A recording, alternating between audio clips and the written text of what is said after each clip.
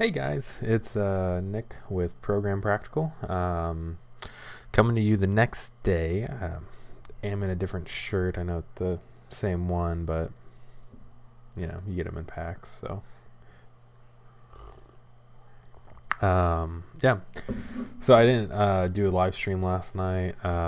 Election and results got me preoccupied. I guess I should. Well, yeah, this is a live stream, so it's November 9th now. So yeah. So I didn't do a live stream, but I did finish up the work. Got that all pushed. So I wanted to do, at least as of now, a final update on this. Of course, it's an open source project. We'll probably keep expanding and stuff like that over time. But I just wanted to kind of go over what we have here, and yeah. So we make sure we got this in here right. There we go. All right. So we pushed a couple different versions last night. The first one was just a version 5, where we implemented the default name and generate the URL. And we also did implement a default trigger. So where I left off yesterday, we kind of had this going and tested. It wasn't as fully tested as I'd like, but it was good for what it was. And then we did implement a default trigger, and that fires off whenever default font name is used. And then there was also I did a bug implementation where we updated the trigger to work via bind. Before it was a dot on. I'll show you that in a second. But that way we could include some payload data, essentially including the exact same data you get with change. So going into the coffee script, what we have here, what we ended up doing was, so before I actually had I had this pretty much being set, the dot trigger, and stuff like that. And in the HTML, you'd call it dot on parentheses default. The problem with that was, we were firing off. Oh, by the way, we're using default, but I wasn't able to actually pass what that default font name is. So it required the JavaScript to remember and know, and it's just one of those where I'd like to keep the expected payload the same. That way, regardless of which one's coming back, you have this thing to be used. And it's essentially in the example that I was using it in, the actual firing methods afterwards, either one, were pretty much the same. There were some UI not updating, but for the most part it was the same. It was just a different trigger. So I wanted to make sure that payload was the same so that the code could be nice and dry. Of course, to do a trigger with payload, you do the at trigger or at underscore trigger, which is of course translated this dot underscore trigger. You give it your trigger name, which is default. I can't remember off the top of my head what I'm setting null here, and then you hand it over the payload data, which is just using it's doing a font to style and then just being handed that, which is what we're doing with the change trigger down here.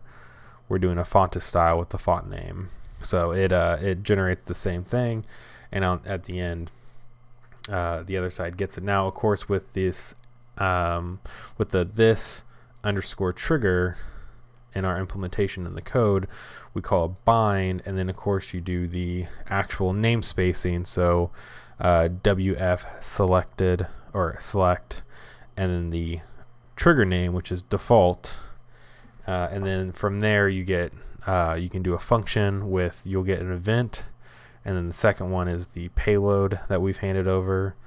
In this case, we're just doing a console log, just letting the user know, because of course it was the default font. We really didn't have much planned for it, but now you can actually do a change, which indicates that there was a positive match, and what you're expecting to happen a font was found, a font was selected. We're going to change that. And then this one is no font was found, but the user typed it in.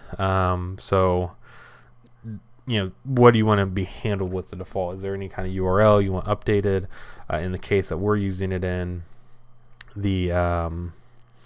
as you're typing, the URL that gets sent to the server is constantly being updated.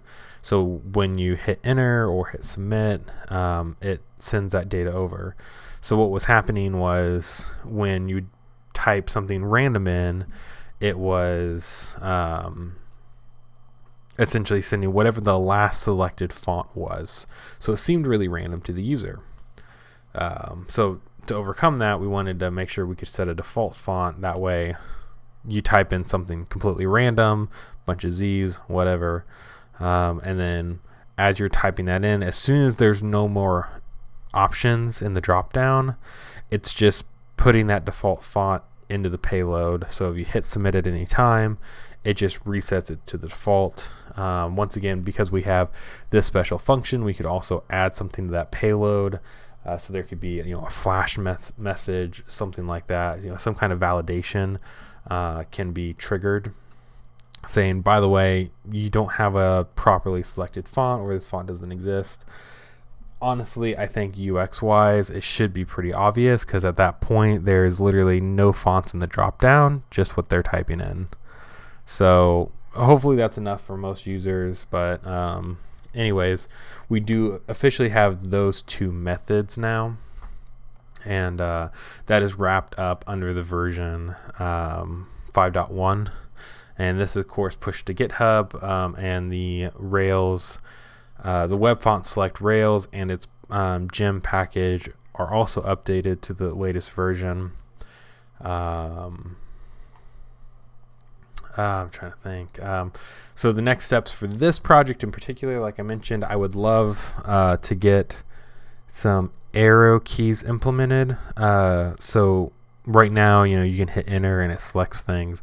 I would love to be able to go up and down the list with my arrow keys. I navigate a lot of drop downs that way anyways, so that would be really nice. And then also I need to write up some actual documentation on this, because as of right now, the only documentation is this index page where it just shows it being used, and then some examples of this is what this could look like. Not sure when I'm going to be able to get around to that. Of course, it's an open source project, so you guys feel like tackling it. You've seen a lot of these videos. You should know how it works. And yeah. But otherwise, that is that. And I think that was it in terms of that project. Yeah. So that is the update with Webfont-select and the work that was done yesterday. And that's actually that all that code got pushed to production tonight after being tested, and it seems to be working well.